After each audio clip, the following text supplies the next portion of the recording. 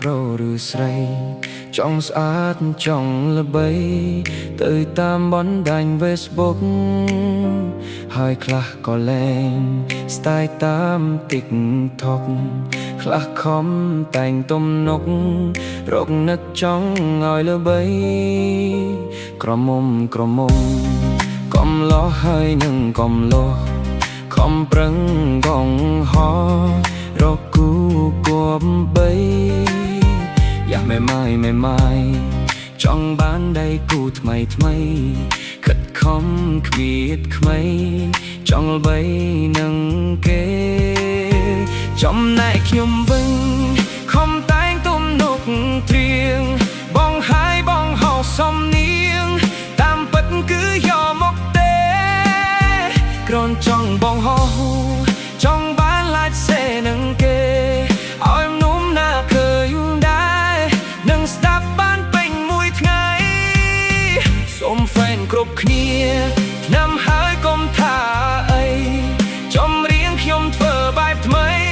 ស្ដាប់ទៅដឹងយ៉ាងណាទេចេះតែងទៅយ៉ាងណាព្រោះពេលទំនេរសូមហ្វេនគ្រប់គ្នាបានទេ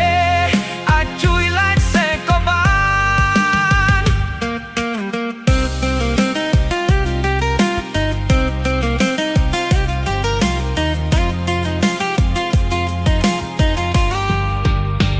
មើលខ្ញុំសុភា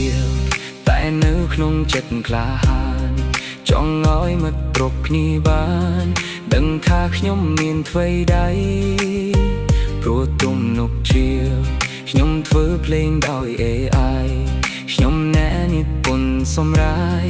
ខំធ្វើប្រចាំរាល់ថ្ងៃខ្លះចូលមកស្គាល់ស្ដាប់ចប់ឬចប់មិនន័យឃើញហើយសូមឲ្យមេដៃចាក់ទុកដល់កម្លាំងចិត្តបទនេះបទថ្មីខ្ញុំតែងដឹងល្អមិនល្អខ្ញុំនឹងខំតែងបន្តពេលខ្លះចំរៀងមិនជួ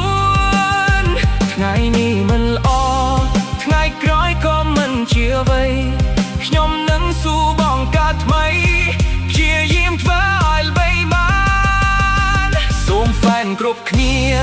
ជួយ like ជួយ share ផងបើអាចចង់សុំបេះដូង